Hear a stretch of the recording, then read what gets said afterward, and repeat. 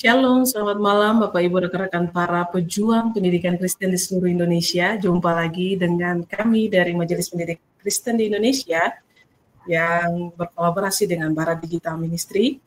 Kami seperti biasanya di setiap Kamis kita selalu menyajikan tentang topik-topik yang bertajuk tentang pendidikan. Nah, malam hari ini kita akan belajar satu topik yang sangat relevan untuk kita belajar bersama-sama dan tentunya sangat diharapkan bisa menginspirasi dan Bapak Ibu juga diharapkan untuk bisa sharing ke rekan-rekan Bapak Ibu yang lainnya agar banyak juga yang belajar pada kesempatan ini. Nah, topik yang akan kita bahas yaitu tentang Building Bridges of the Heart, Authentic Student-Teacher Relationship for Long-Term Impact. Topik ini akan dibahas oleh hambanya Ibu Andriani Winoto, MCom MBA. Ibu Andriani adalah pengurus harian bidang 6, bidang internasional Majelis Pendidikan Kristen di Indonesia. Nah, sebelum saya serahkan ke Ibu Andriani tentang apa yang akan dibahas, kita berdoa mohon pimpinan kuasa Roh Kudus supaya menyertai kita dalam pembelajaran pada malam hari ini. Mari kita berdoa. Tuhan Yesus, terima kasih, kami bersyukur untuk kesempatan yang indah Tuhan berikan kepada kami. Kami akan belajar pada malam hari ini. Kami mohon hikmat dan kuasa Roh Kudus Tuhan bekerja agar kami bisa mengerti maksud dari pembelajaran pada malam hari ini untuk kami aplikasikan dalam setiap tugas tanggung jawab yang Tuhan percayakan kepada kami dalam dunia pendidikan. Tuhan berkati hamba-Mu, Ibu Andriani yang sudah mempersiapkan setiap materi, biarlah hikmat Tuhan juga bekerja dan materi yang sudah dipersiapkan menjadi berkat untuk setiap penonton yang mengikuti secara langsung maupun secara siaran ulang nanti. Terima kasih ya Bapak. Semua perangkat yang kami gunakan juga Tuhan berkati agar berfungsi dan berjalan dengan baik. Dalam nama Tuhan Yesus kami berdoa. Amin. Baik, saya serahkan kepada Ibu Andriani. Ya, terima kasih.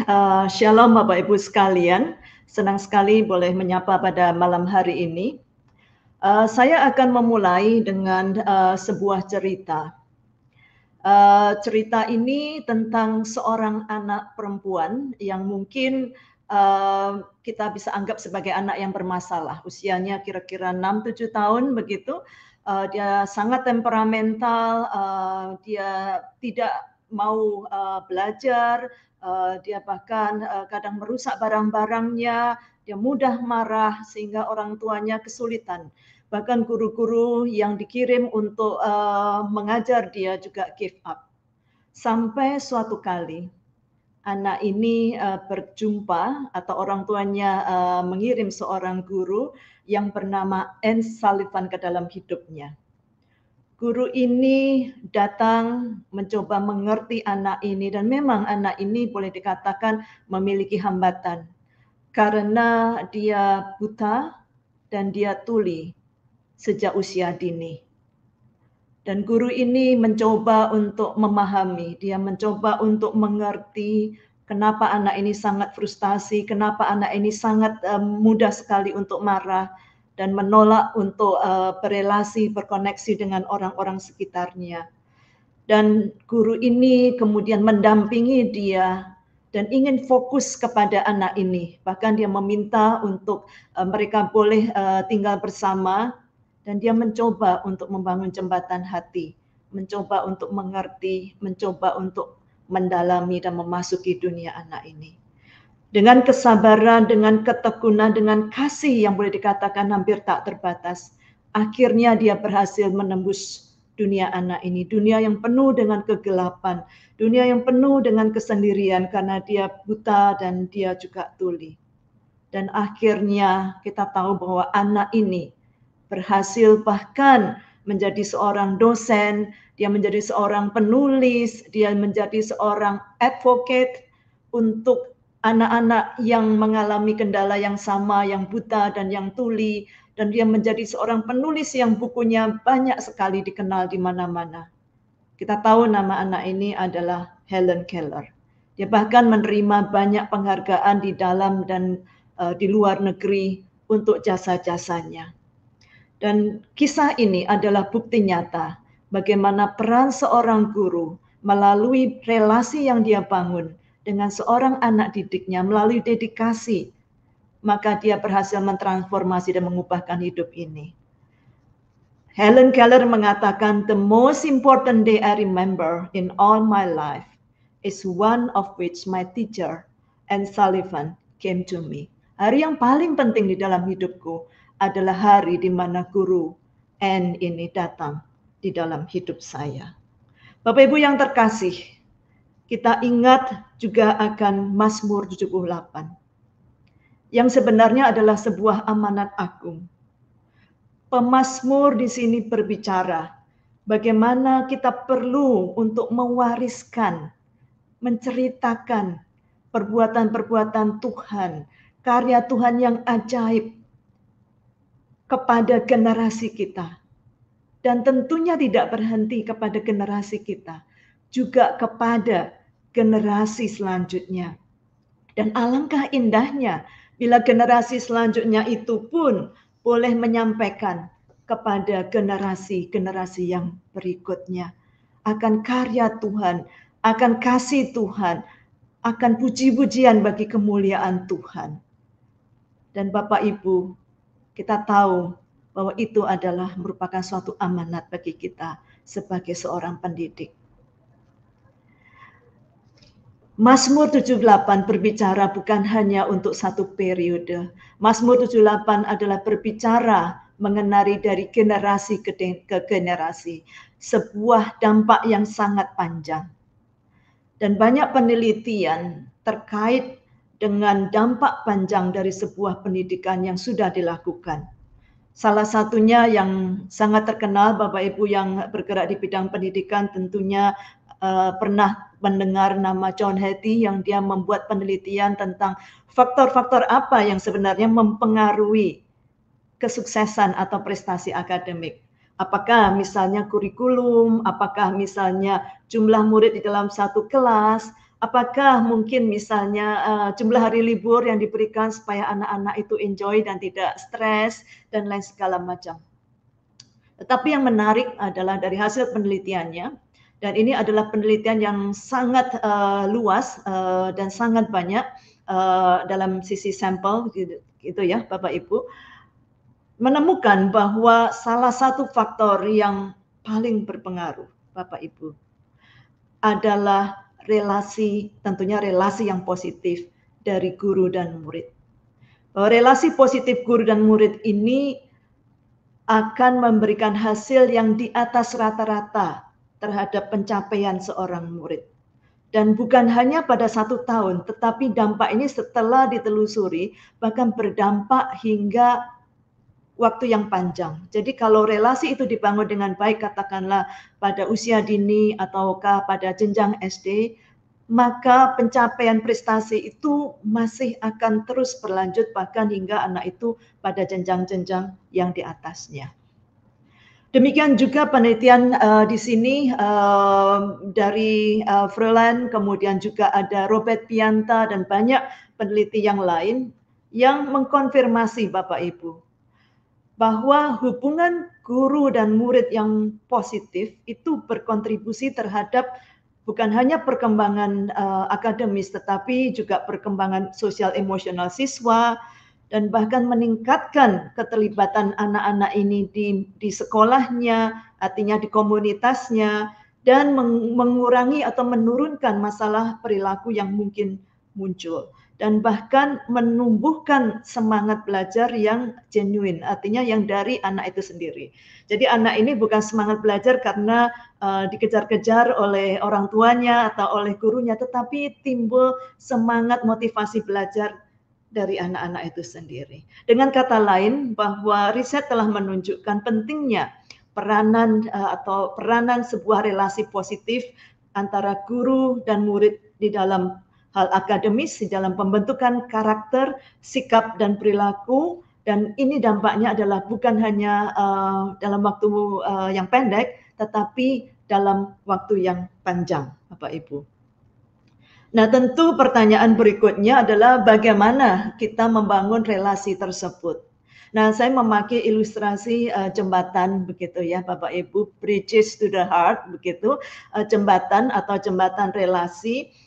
Karena apa? Karena kita tentunya menyadari Bapak Ibu ya, bahwa ada banyak sekali komponen, ada banyak sekali hal yang mempengaruhi relasi itu. Dengan kata lain adalah relasi ini adalah bagian daripada sistem yang cukup kompleks begitu ya. Artinya kan anak ini tidak kita isolir sendiri begitu, meskipun tadi Helen Keller oleh gurunya Anne Sullivan dia fokus mendidik anak ini, tapi kan tetap ada orang tuanya, tetap ada lingkungannya, tetap ada pengaruh-pengaruh yang lain ya Bapak Ibu. Sehingga untuk membangun suatu relasi yang mampu berdampak jangka panjang ini tentunya kita perlu menyadari dan kita perlu mengerti bahwa relasi ini adalah bagian dari sistem yang kompleks dan kita perlu untuk memiliki suatu pandangan yang cukup menyeluruh untuk bisa membangun suatu relasi tersebut. Dan tentunya karena bagian daripada sistem yang kompleks maka dibutuhkan kolaborasi dari banyak pihak. Akan sangat ideal dan tentunya kita tahu ini adalah faktor yang tidak bisa tidak harus ada adalah relasi dengan orang tua murid. Dan mungkin juga dengan gereja atau dengan komunitas di mana anak itu ada di dalamnya. Dan hal yang penting yang lain adalah Bapak Ibu yang kadang seringkali kita tidak sadari adalah bahwa relasi itu ternyata dibangun adalah melalui moment to moment atau dari hal-hal yang sifatnya seolah-olah sepele, yaitu dari interaksi-interaksi kecil yang terjadi setiap harinya. Karena dari interaksi-interaksi itulah seorang anak atau bahkan seorang guru juga membangun persepsi satu sama lain terhadap relasi ini ke depannya, Bapak Ibu.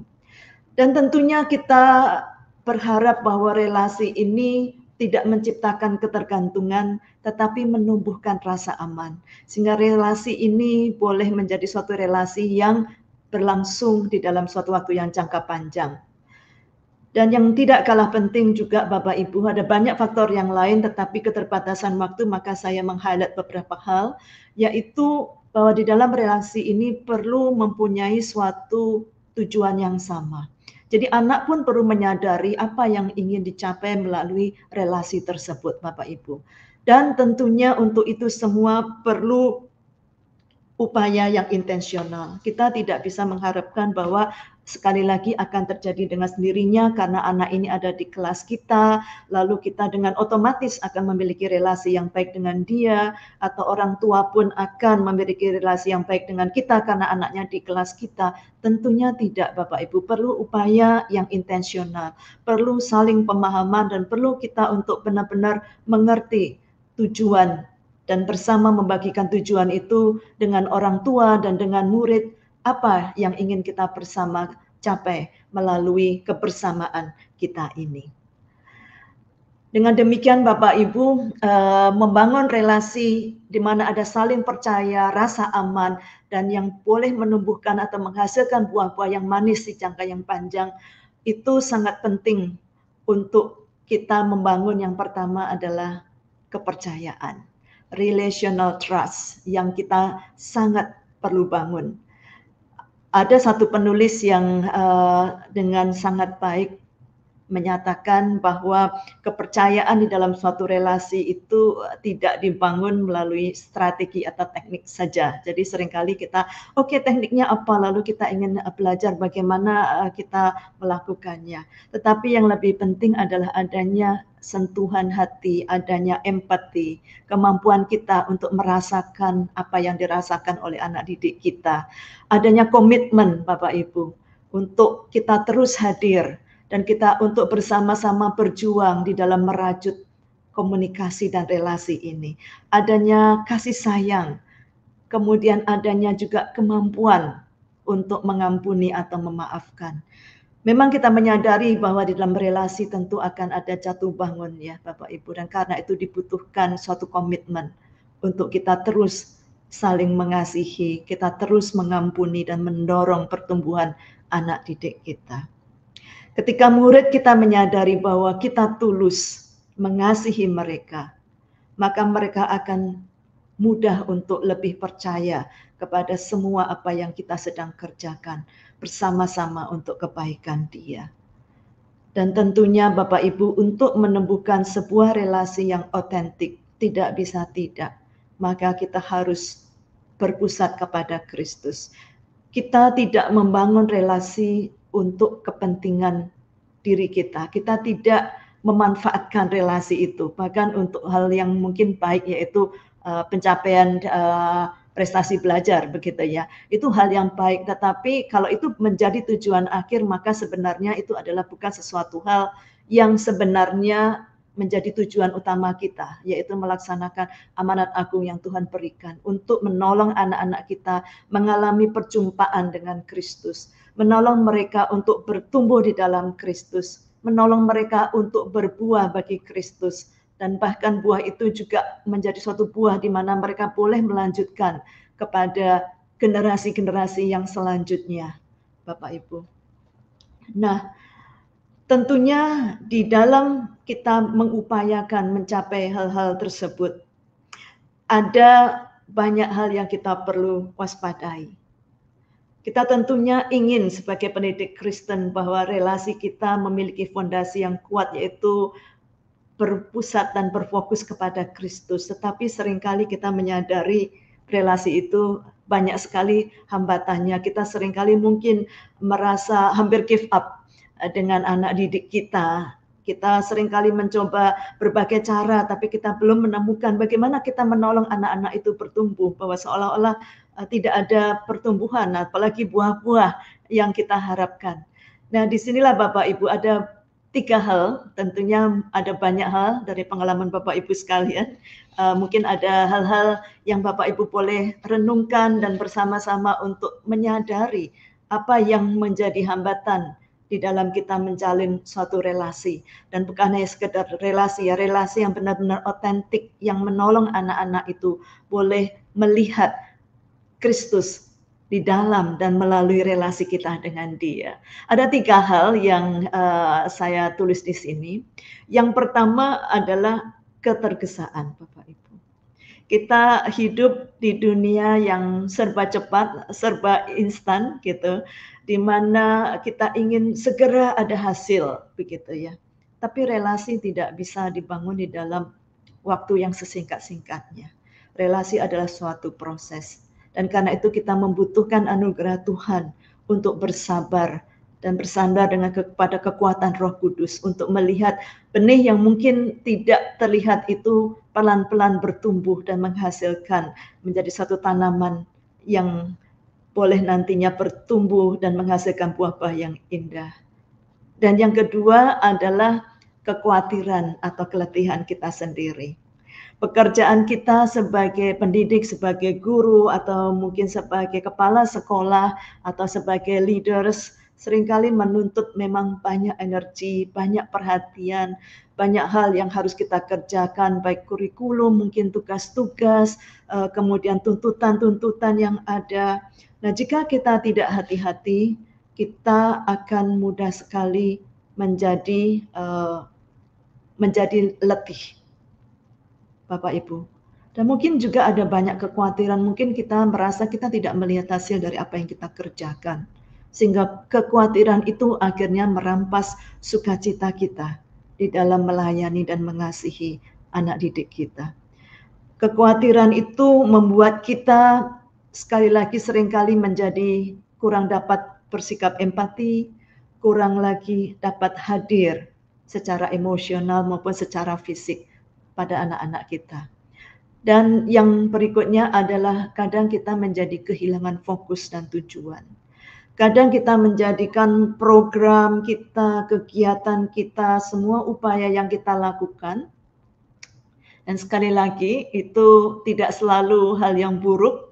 Kita di sekolah tentu membuat perencanaan, kita perlu membuat suatu program, kita perlu membuat kegiatan-kegiatan, tetapi kadangkala hal-hal yang kita lakukan itu mengalihkan fokus kita. Fokus kita lebih kepada program, kepada keberhasilan mungkin apa yang kita rencanakan dibandingkan kepada anak didik kita.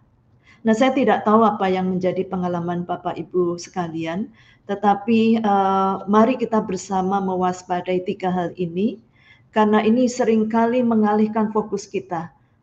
Murid-murid kita seringkali hanya menjadi sebuah angka, tidak lagi menjadi seorang yang Tuhan hadirkan untuk bersama-sama kita asuh, kita mengasihi, dan kita mendidik dia untuk menemukan rencana Tuhan di dalam hidupnya. Bapak Ibu, sekali lagi bahwa relasi dan pendidikan adalah sebuah proses transformasi. Mari bersama kita memakai momen pada malam hari ini yang sangat terbatas untuk kita bersama merenungkan kembali tujuan pendidikan Kristen yang kita kerjakan di bidang kita masing-masing. Seperti yang dikatakan dengan indah pada slide ini, pendidikan Kristen tidak bisa direduksi atau dikecilkan menjadi sekedar transformasi ilmu atau pengembangan suatu keterampilan yang praktis sifatnya. Pendidikan Kristen adalah tentang sebuah proses holistik yang menyeluruh, yang bertujuan untuk membentuk anak-anak menjadi manusia yang seutuhnya, sesuai dengan gambar dan rupa Allah yang mengasihi dia. Pendidikan Kristen selayaknya membekali anak-anak yang kita kasihi dengan hikmat, dengan pengertian, juga tentunya dengan keterampilan dan semua apa yang dia butuhkan, tapi yang terlebih penting adalah nilai-nilai kerajaan Allah dan menginspirasi mereka untuk menghidupi Injil dan hidup bagi Kristus dan bagi kemuliaan namanya. Untuk melakukan itu semuanya Bapak Ibu, tentunya sebagai guru, kita harus terlebih dulu untuk terus-menerus being mindful, menyadari akan panggilan kita dan akan peranan kita. Kita harus terlebih dulu mengalami transformasi pada diri kita. Sehingga hanya dengan transformasi yang kita alami inilah, maka kita akan dapat meneruskan kasih Tuhan itu, karya Tuhan itu, atau transformasi yang Tuhan ingin kita kerjakan dalam hidup murid-murid itu. Hanya hati kita, pada saat hati kita diubahkan oleh Tuhan, kita akan mampu melihat anak-anak didik yang Tuhan percayakan kepada kita dengan mata dan kasih dan melakukan apa yang menjadi agenda Tuhan di dalam hidup mereka. Kita akan mampu untuk memahami mereka.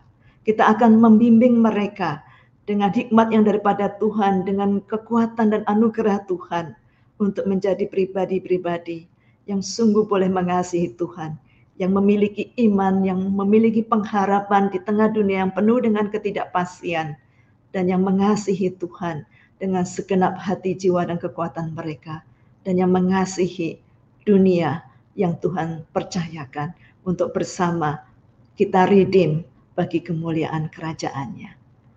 Selamat melayani, dan biarlah Tuhan Yesus Sang Guru Agung terus membimbing, menopang, dan menguatkan kita bersama.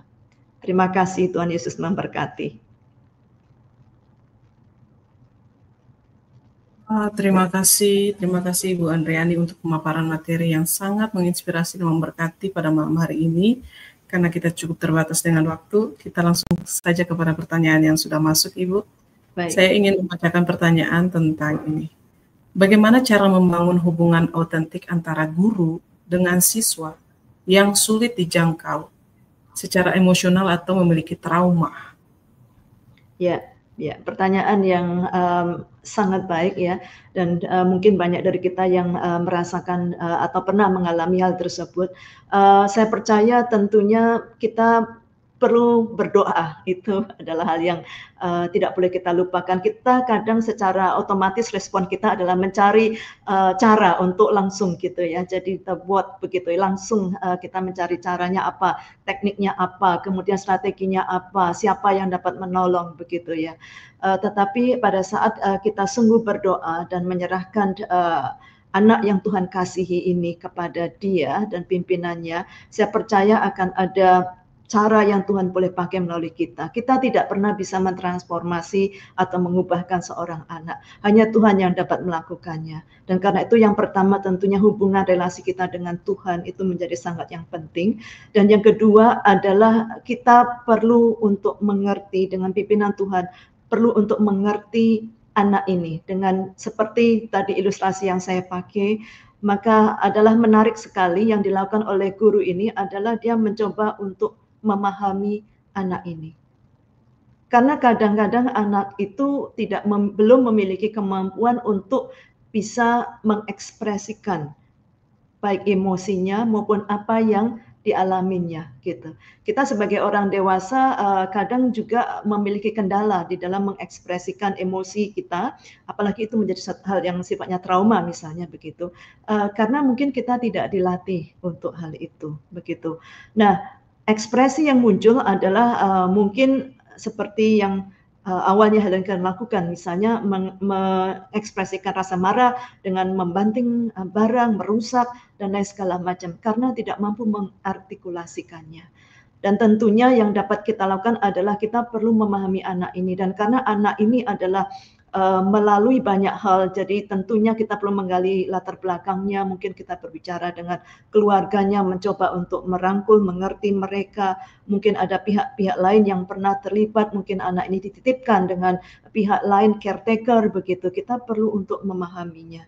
Dan pada saat kita menunjukkan empati itu, maka anak ini akan mulai terbangun kepercayaannya kepada kita. Tidak ada satu resep yang akan bisa dipakai untuk keseluruhannya.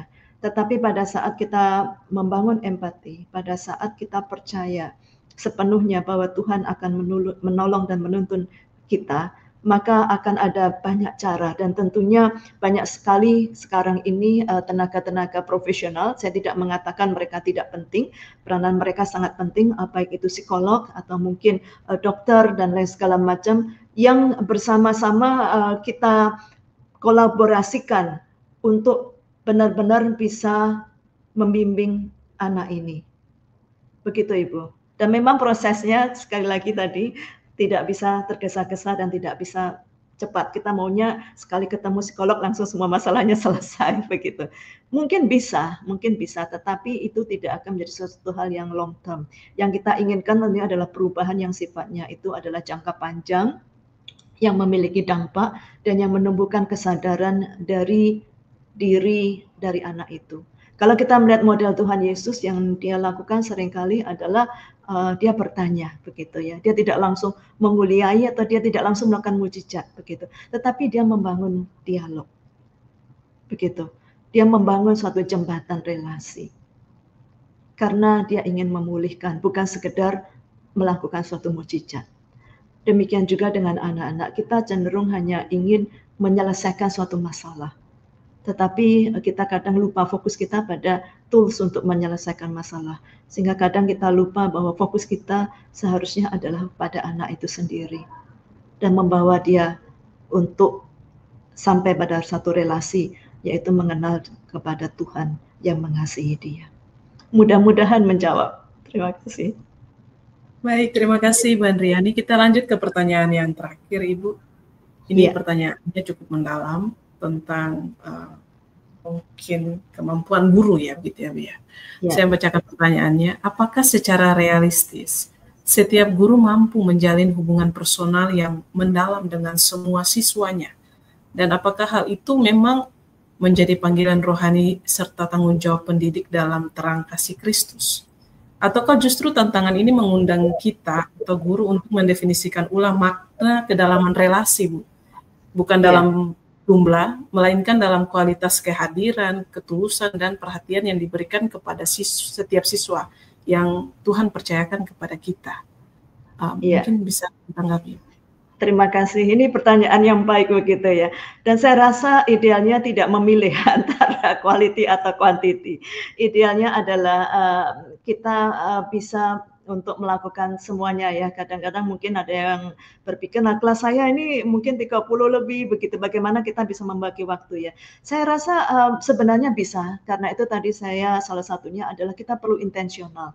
Kita perlu istilahnya benar-benar menjadikan itu sebagai tujuan kita, Bapak Ibu ya. Pada saat kita intensional, ada intensi, ada kesungguhan untuk mencapai hal itu, ada banyak cara yang dilakukan. Misalnya adalah kita menyapa, kita memastikan setiap hari, setiap anak secara pribadi pernah kita sapa, bukan hanya anak-anak begitu, itu kan umum sekali. Tapi kita bisa menyebutkan nama mereka, karena nama itu sesuatu yang sangat berkesan pada saat kita tiba-tiba memanggil seorang anak dengan namanya.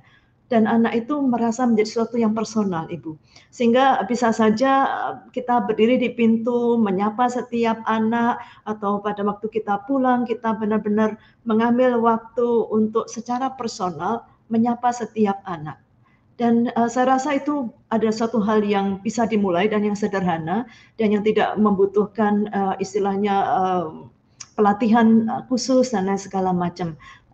Kita dapat memulai dengan hal yang kecil, hal yang sederhana, melakukannya dengan tulus. Nah itu bukan dengan tujuan, jadi tidak transaksional ya, saya baik supaya kamu begitu. Tetapi saya baik karena saya mengasihi begitu, sehingga anak itu akan bisa tahu bahwa kasih yang tulus itulah kasih yang sebenarnya, bukan kasih yang ada di belakangnya ada motif atau embel-embel tertentu begitu. Itu saya rasa ya, Ibu. Baik, terima kasih Bu Andriani. Dengan jawaban terakhir dari Bu Andriani itu jawaban yang bisa kita cut dulu sampai di sini. Jika ada pertanyaan tambahan dari Bapak Ibu rekan-rekan yang sedang menyaksikan, silakan nanti kita akan kirim ke Ibu Andriani untuk bisa dijawab dalam bentuk video atau juga dalam pertemuan-pertemuan selanjutnya dengan Ibu Andriani. Dipersilakan untuk komentar, dipersilakan untuk memberikan kritik, masukan, dan segala macamnya, dipersilakan. Kami akan diskusi bersama-sama dengan Ibu Andriani. Baik, di sesi akhir ini saya persilakan, saya kembali lagi ke Ibu Andriani untuk closing statement dan bisa ditutup dalam doa. Baik, Bapak Ibu yang terkasih di dalam Tuhan, seperti kisah yang tadi bersama kita bahas, yaitu Helen Keller dan ibu gurunya. Ibu guru Anne ini mampu untuk melakukan transformasi hidup Helen Keller yang buta dan tuli, artinya memiliki kendala yang tidak mudah, karena dia mampu untuk merasakan apa yang Helen Keller rasakan. Ibu Anne ini sebenarnya juga memiliki masalah dengan penglihatannya, begitu. Sehingga dari pemahaman dia tentang kondisinya itu, maka dia mampu untuk menolong Helen Keller dengan jauh lebih efektif daripada guru-guru yang lain, yang sebelumnya. Dan pada saat kita menyadari, Bapak Ibu sekalian, termasuk saya sendiri terus-menerus untuk merefleksikan, pada saat kita menyadari bahwa kita terus membutuhkan anugerah Tuhan di dalam hidup kita, bahwa kita terus membutuhkan untuk berkoneksi dan memiliki relasi dengan Tuhan di dalam keseharian kita, bahwa kita terus membutuhkan anugerah Tuhan untuk menjalankan panggilan kita sebagai seorang pendidik. Pada saat itulah, pada saat kita menyadari kita butuh anugerah Tuhan, maka kita akan mampu dan dimampukan untuk menjadi penyalur anugerah dan berkat Tuhan, kasih Allah itu dengan anak-anak yang Tuhan percayakan kepada kita. Dan kita akan dimampukan untuk menjalin relasi, dan relasi yang otentik, relasi yang berdampak jangka panjang. Pada saat kita terus terhubung dengan kasih Kristus itu, maka kasih Kristus itulah yang akan memampukan kita untuk membangun satu generasi yang mengasihi Tuhan, dan bahkan bukan hanya berhenti di mereka, tetapi memiliki kerinduan untuk terus melanjutkannya kepada generasi yang selanjutnya. Dan melalui ini semua biarlah nama Tuhan dipermuliakan. Bapak Ibu, dengan apa yang saya sampaikan, dengan segala keterbatasan yang ada, mari bersama kita menutup sesi ini dengan doa. Bapa yang baik, sungguh kami mengucap syukur untuk kasih Tuhan yang tak terbatas, untuk panggilan Tuhan, untuk menjalankan amanat yang begitu agung, untuk benar-benar boleh mewartakan kasih Tuhan kepada anak-anak didik yang Tuhan percayakan kepada kami. Dan biarlah kami melakukannya dengan sukacita, karena kami melakukannya dengan kekuatan yang daripada Tuhan. Kami melakukannya karena kami mengasihi mereka yang Tuhan sudah percayakan kepada kami, dan karena Tuhan terlebih dulu mengasihi kami. Sehingga sungguh relasi yang kami bangun dengan anak-anak ini bukan menjadi suatu relasi yang transaksional, tapi sungguh suatu relasi yang boleh mentransformasi hidup mereka. dan terlebih mentransformasi hidup kami untuk semakin mengerti kasih Tuhan yang tak terbatas, untuk kami boleh semakin mempersembahkan hidup kami, pelayanan kami, dan anak-anak kami, dan bahkan generasi-generasi yang akan datang menjadi generasi yang mengasihi Tuhan dan yang hidup hanya bagi Tuhan. Dengar doa kami, kuatkan dan teguhkan langkah kami.